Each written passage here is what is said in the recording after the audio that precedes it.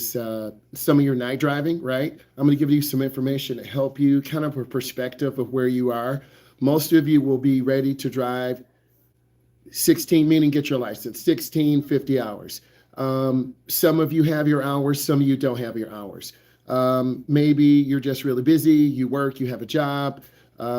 Maybe school is more important right now. School should be important, but you want to balance. We're going to talk about a little bit of vision because that's really important. You got to move your eyes around. You got to be able to focus. If you wear eyeglasses, no cap, no hate, you just got to really take care of your eyes. You got to rest. You got to hydrate. Double vision does happen sometimes if you're tired. Maybe if you take a specific medication. So you got to be aware of that. Distance judgment. All of you have young eyes. You need to take care of them. As you get older, your lens in your eye will harden, and then maybe you need to have a lens implant. Those are more common today. So if one of your parents has bad eyes or cataracts, you're probably going to have that as you get older in your late 20s and in your late 30s. Side vision, very important. You got to have that peripheral vision to be able to see cars. You got to be able to park pretty good. You got to be able to merge on the expressway. And if a lot of you, I need you to type in how far you've driven. Have you been out of state?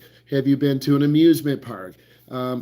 Type in where you have driven, okay? Many of you will probably end up staying in the state. Many of you haven't done a deep drive. Yeah, you'll drive up north. Yeah, you'll drive down south. You might go to Ohio, Indiana, Milwaukee, Wisconsin. But you have to get those deep drives, right? And the interstate can be a fun place, but it also can be really scary. Scary because you could have a breakdown. And if you have a breakdown, how do I get help? AAA is a national company across the United States. I strongly recommend that your parents get you a AAA card because if your car breaks down, you can get free towing, right? Get to a safe place. Many of you do not know how to change a tire. Over the last few years, the driver's ed companies don't have to do that. I disagree, but you need to know how to change a tire, but you don't want to change it on the side of the road. That's really dangerous. You could get hit. But by all means, you should know how. You can't always rely on another person to come in and help you. You've got to help yourself. Night vision. Many of you can drive at night. It's just short areas. I'm looking at where you've driven, mainly within the area, which is fine, right? Georgia, okay, like that. Ohio, right? Texas, love it, love it, love it. So you want to try to get those deep drives, like over, the Thanksgiving break. Maybe your family comes into town. Maybe you should go out and see them over Christmas. Definitely go get that deep drive. Hey, let's take a family trip. Or, hey, I want to go see my uncle in Texas or Vegas. Get that deep drive in. That's really going to help you feel comfortable on the interstate. If you don't ever practice on the interstate, you'll be scared of it. The big trucks, the density of traffic, it can be overwhelming. I'm not trying to scare you, I'm just telling you true stories, and your parents know about this. Night vision, humans have limited night vision. It's hard to see, so you got to be aware of this. Slow reaction times, when you're tired, is going to take you longer to react and see your car. Motor skills, gender. Most of you are about even. Men, you have more muscles because you have lean body mass. Women, you have more fat because you're childbearers. That's just the way it is. You want to have some food in your system. Let's continue. These are some of the, let me see. Okay, signs of fatigue, really important. If you're tired, you need to pull over to the side of the road. It does impair your sense, your abilities for speed, recognizing where you're going. You'll miss critical information. You might go to the wrong exit. You might go through a light. You might react slowly to a horn. You're drifting out of the lane, you're tired. It takes longer to process information when you're tired. All of you have been, I'm an educator, you come to school, you stayed up all night, you're falling asleep in the first hour. Then I text your parent and your scholars sleep in my class. Okay, so you got to take care of yourself. Drowsy driving is one of the leading causes of traffic collisions. The NHSA estimates that about 100,000 police reported crashes are because of drowsy driving. Drowsy driving, who's most at risk? Sleep deprived. All of you are sleep deprived. You're taking AP classes. You're trying to get ahead to go to college. You're trying to work a job and taking AP classes and you're babysitting. So you've got to slow your roll and focus on your mental health. I know you're trying to make money, stack that money, but rest is fine too. Driving long distances without rest breaks, that's a ticket for disaster. Driving through the night or at other times that you normally sleep. Most of you get sleepy around 10:30, 11 o'clock. Your body's going to start winding down. Taking medication that increase the risk of sleepiness.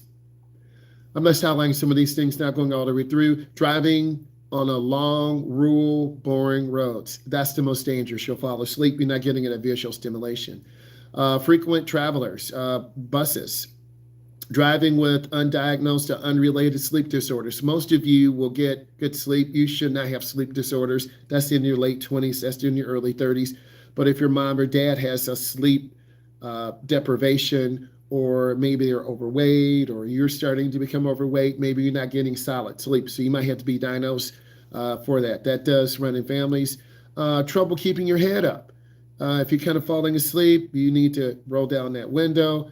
How do you prevent drowsy driving? Get adequate sleep. If you know you're going on a big ride across the state, across the country, adults need 8 to 9 hours. Prepare for the routes. Do your research. Plan for stops. Drive with the passenger. It's always nice to have a friend. You can split up to drive. That helps you get through. Avoid medications that cause drowsiness. All of you have common sense. You should be able to understand this. Maintain alertness. That's really important. Don't eat a big, heavy meal.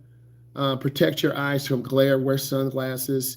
Have another person ride with you. I do this every 100 miles or 2 hours. Take a break. Get out of the car. Get something to eat. Get a coffee. Relax a few minutes. Get some water.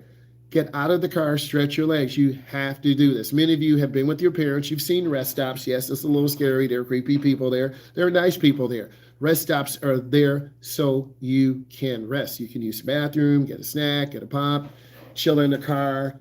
5, 10, 25, 30 minutes, 35 minutes turns into 45 minutes. You're like, oh my God, I'm late, but don't start speeding. Okay. Consume caffeine can increase your awareness for a few hours, but it does wear out. Okay. Too much of it is what any of you do. You're drinking those Monster energy drinks, high caffeinated drinks, and it's not really healthy for you, but you're not going to listen to me. You're not going to listen to your parent. You end up in the hospital. Ineffective actions, tough it out. You'll crash. Play the music loudly. Doesn't do anything.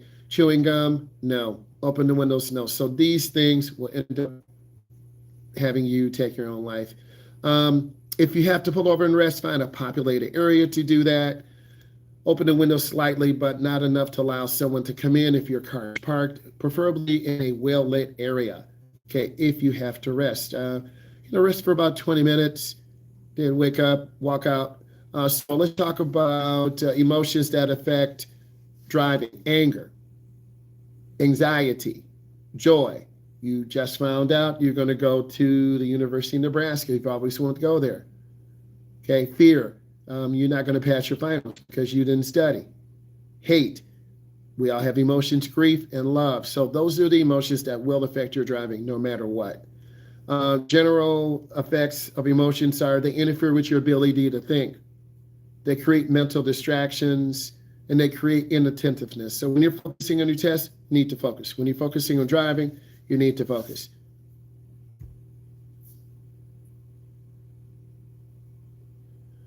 Okay, hello, can you please give me the time to get now to get to see the differences between zones.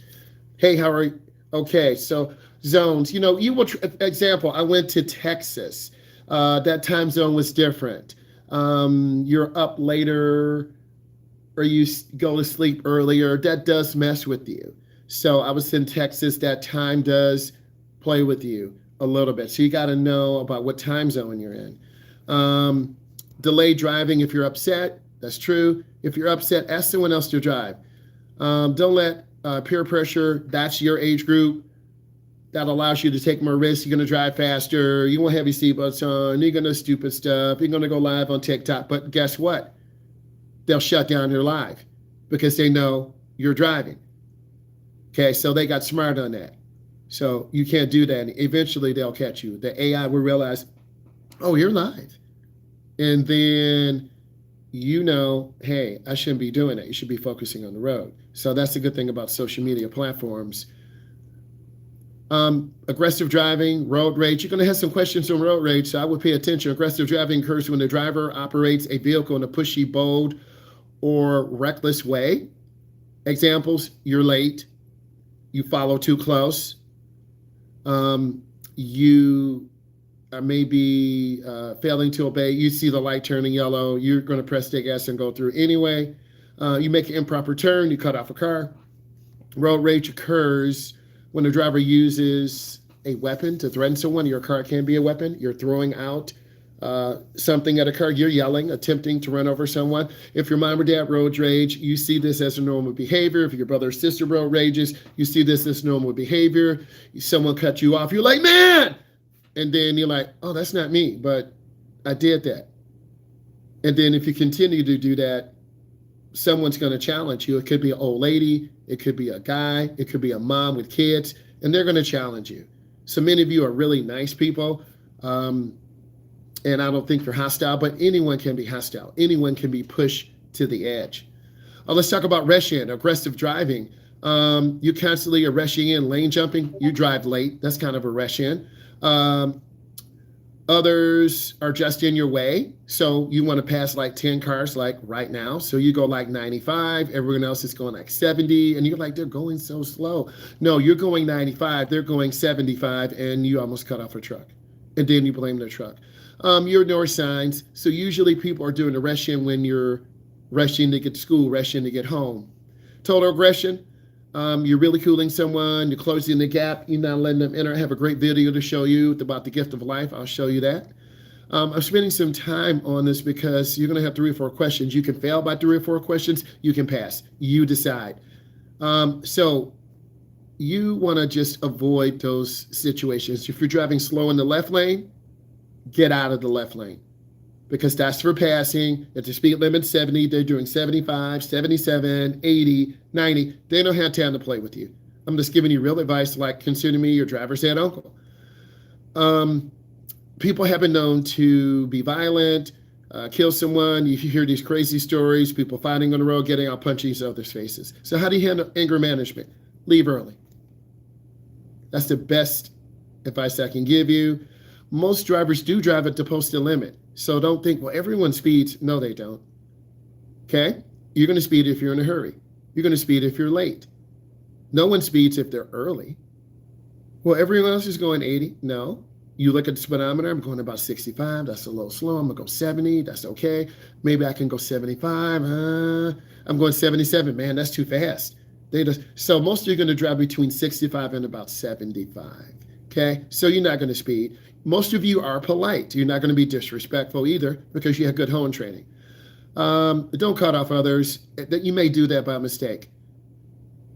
How do you deal with anger? Get out of their way. Be forgiving. We all make mistakes. Occasionally we cut off a car by accident.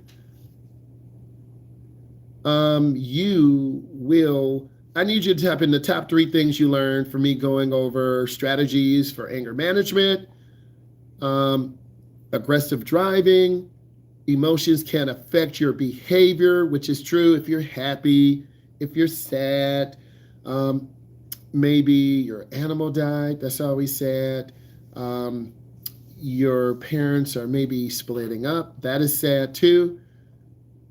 So type in some things you learned and put in some questions for me. This is a question and answer situation.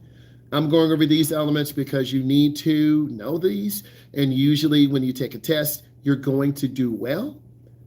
So you have to know these things.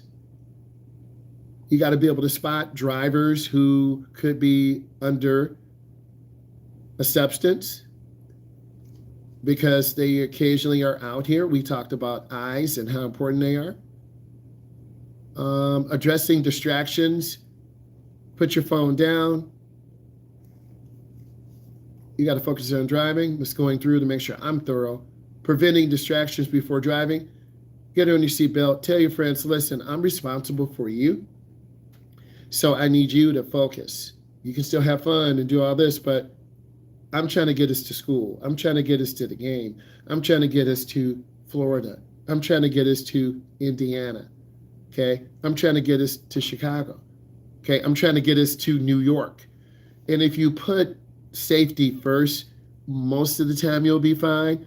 You always have a friend who's really silly and goofy. You always have a friend who's like over the top serious. You always have a friend who's the clown. You always have a friend who wants to fight everyone. That's just how friends are. We all have people like that.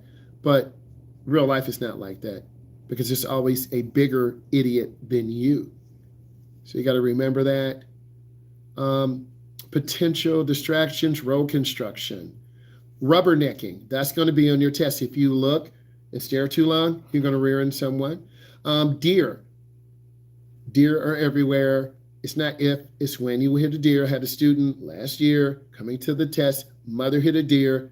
It took him a half a year to get his license because he missed a segment 2.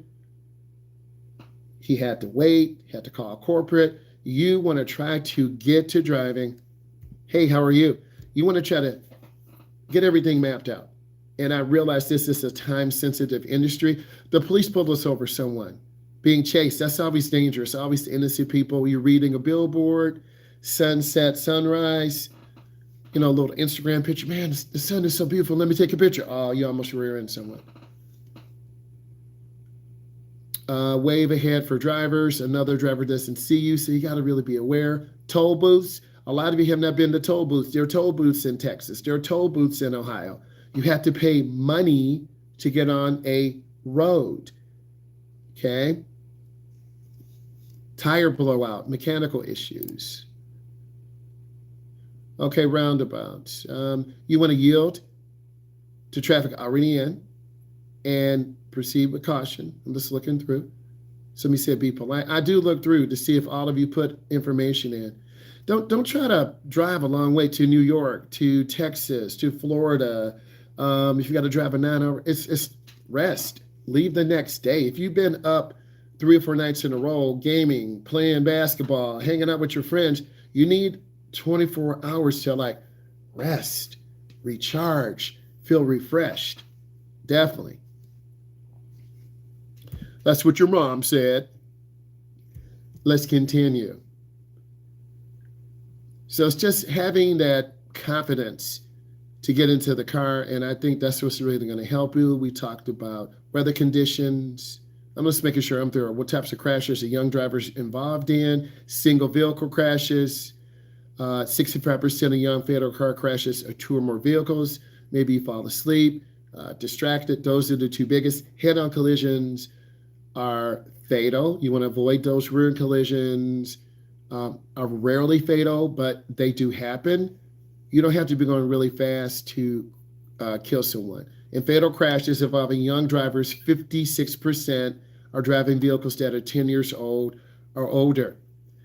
You always enjoy your freedom. Freedom is not free. We fought for this. Are you free? And I asked you to put down the type of vehicles you had. 22% young driver fatal car crashes are head-on. Probably fell asleep across the center line. Approximately 1/3 of fatal car crashes involve young drivers, the novel drivers killed. All of you are novel drivers. It takes 10 years. 17% of young driver fatal car crashes occur at stop signs. You're not paying attention. You rear into someone. You need to remember this. The most common and the most dangerous time for young drivers is 2 to 5. All of you fall in that category. You're going to school. You're going to college. Most people get off work at 5 o'clock, 3 o'clock, 3:30. Those of you have jobs. So people are tired. And you really have to be aware of other drivers who are driving erratically. Friday, Saturday night, dangerous times to drive. May, June, July, according to 130 young driver fatal car crashes. 9 p.m. to midnight, 19%. I'm just being thorough because I'm going to quiz you in a second. The number of passengers, the more people you have in a car, the more likely you are to crash.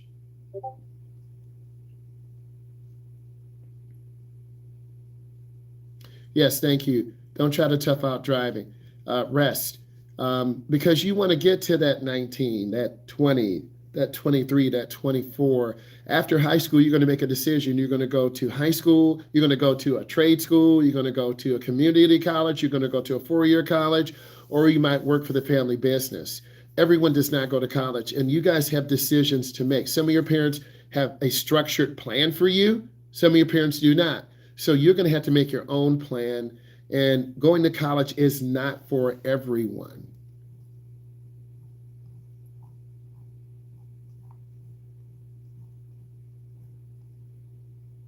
Okay, I believe we're thorough. I believe we are set.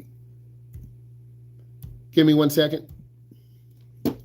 This is a very good information. Young people die quite frequently on the roads across the world and across the country.